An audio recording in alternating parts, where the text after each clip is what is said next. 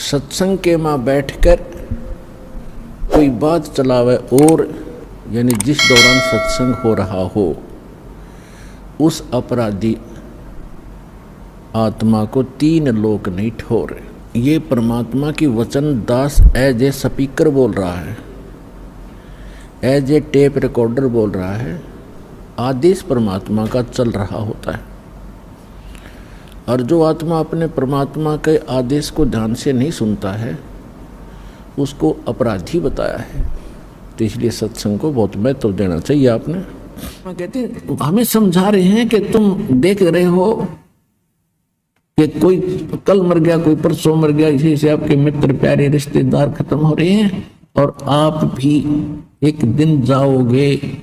आपका कोई कागज में बाकी रह रही है, यानी कोई समय सांस शेष है। जिस दिन वो पूरे होंगे 1 सेकंड में जाओगे, ऐसे कोई रोक नहीं सकेगा। तो कहने का भाव ये है कि इस संसार की आस में केवल यहां जीना ही जीना मानकर भक्ति नहीं बनेगी। परमात्मा की भक्ति को प्रथम रखकर और फिर चलो। आप विश्वास करो, ये मालिक आपको जीवन देगा, आपकी आयु बढ़ावेगा, एक्सटेंशन देगा, यदि आपकी नीत भक्ति की रही।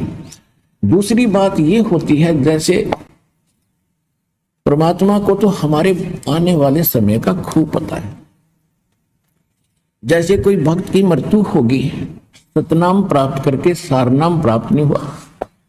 अब कोई उसके मन में, क्योंकि जो भक्त हैं उनको तो दृढ़ता रहती है, समाज के लोग वहां आते हैं, पता नहीं क्या क्या उसको कहते हैं, तुम तो ये कहा करते, तुम तो ये कहा करते, और अच्छा भगत था, पूरी श्रद्धा थी, इसकी एक्सटेंशन क्यों ना करी तुम्हारे भगवान ने। तो पुण्यात्मा विचलित ना होना। आपको उदाहरण देता हूं कि उस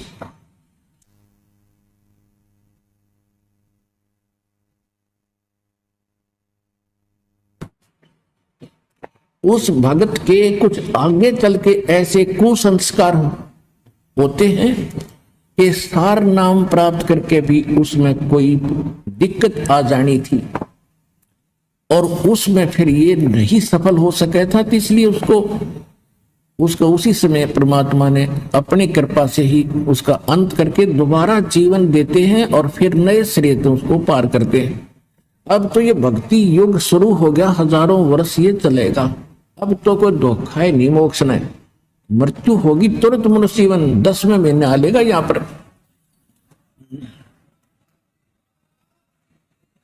10वें महीने वो आत्मा यहां आ लेगी किसी बहन बेटी के गोदी में, माई के गोदी में, और गर्भ से भक्ति शुरू हो जाएगी उसकी।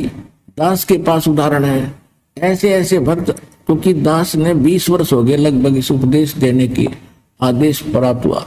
उस समय से देख रहा है कि कुछ ऐसे भक्त सारनाम प्राप्त करके भी बिगड़ गए और छोड़ गए यहां से, और नकलियां गज्जा फंसे। तो वो कुमार्ग था। तो इससे पहले अगर वो पहले मर जाते वो अच्छा था इस नाशकरण पे भक्ति का। तो परमात्मा अपने भक्त हंस के लिए जो ऑपरेशन आवश्यक होगा वो अवश्य करेगा।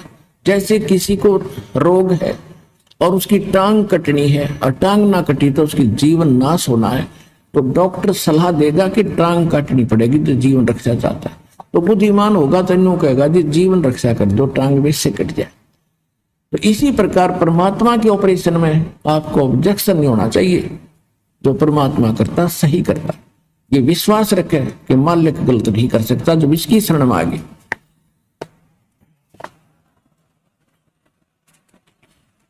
जैसे एक डॉक्टर के पास आप पहुंच के, तो वहां डॉक्टर की चलनी चाहिए, मरीज की नहीं।